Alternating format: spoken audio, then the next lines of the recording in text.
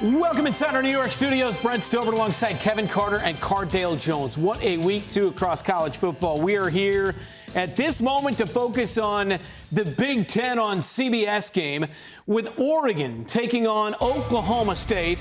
Dan Lanning and Mike Gundy. Pre-game, they were both ready to roll. Gundy looking for a major upset, but it would not to be. Talk about a one-sided affair. Noah Whittington up the gut, setting the tone in the opening minute of the game. 59-yard house call, 7-0 Ducks. It'd be more of the same throughout the day. Next possession, Dante Moore takes a deep shot, connects with freshman Decorian Moore. That combination is going to be lethal. Sidesteps the tackler, houses it, 65 for the touchdown. Failed two-point conversion, didn't matter, 13-zip. Moore, another deep shot. All day, Malik Benson in stride, 42-yard touchdown, 27-3 Ducks. Decorian Moore on the jet sweep.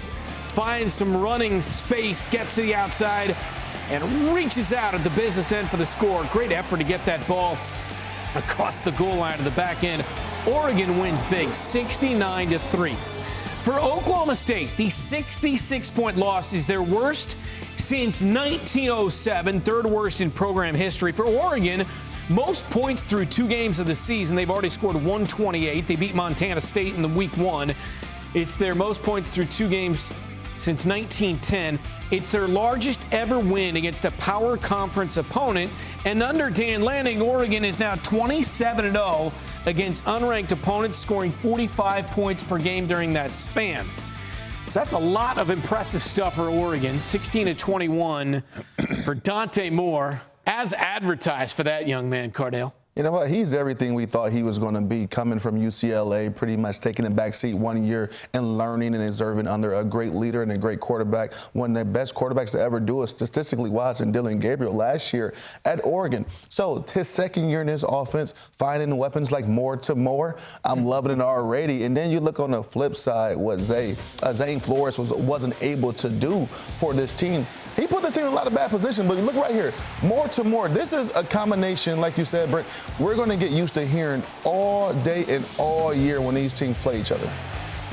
16-21, 266, three scores for Dante. Whittington, 4 carries for 91 and a touchdown. They ran for 312. Decorian Moore, 2 catches, 69. I mean, everybody was able to contribute.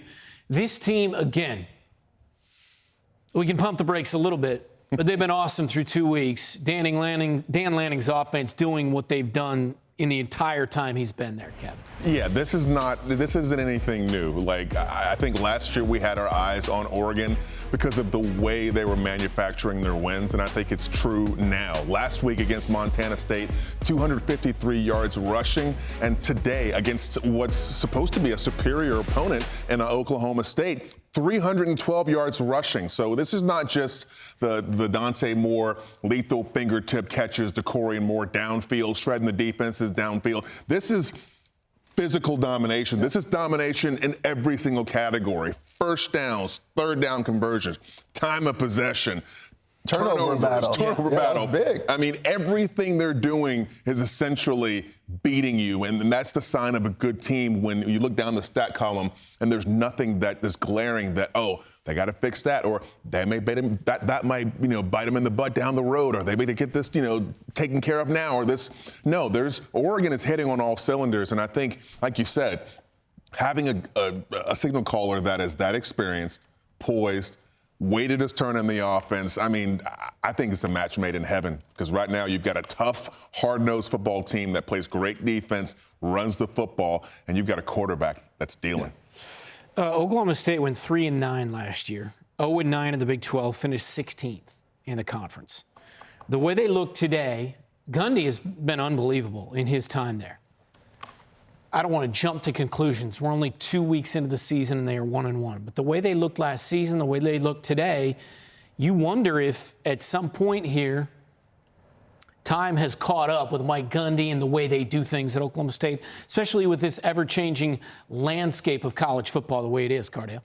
Yeah, it forces you to change. And if not, unfortunately, the times will make you change, or the times will make a change of you, to say the least, in this situation. But you look at getting ready for this game, what the coaches said, Gundy said in the press conference, almost to me, making an excuse before you even get on the football field about the resources Oregon decided to allocate to their football program versus the lack of resources maybe Oklahoma State is dealing with.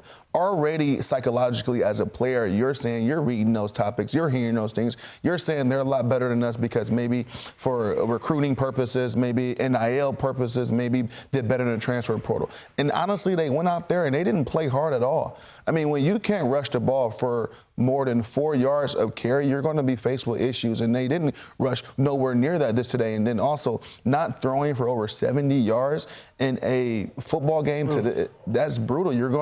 It's an uphill battle from the very beginning. And when you go out there with that mentality, and I think those type of comments seeped into that and seeped into those players for the lack of performance that we saw here today. Take a look at the Oregon schedule here. 3 weeks is the one you're circling because it's a rematch of the Big Ten championship game against Penn State from last year, which was on CBS last season. September 24th at Penn State. Before then, it's at Northwestern, home against Oregon State.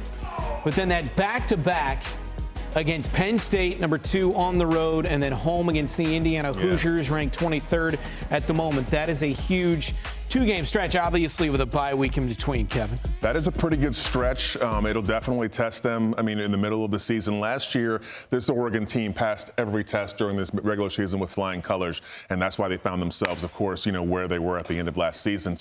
But right now, Oregon looks really, really tough. They look hard to beat. But going back to the Oklahoma State thing, to me, the reason either one of the two is true, right?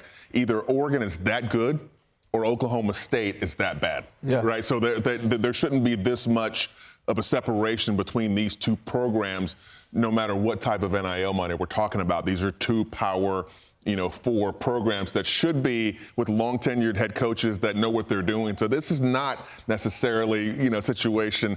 But, man, Oregon, you got to be excited about just the trajectory of what they can do this year, especially feeding off of how well they did last year. So it's definitely, you're built the right way. You can get there.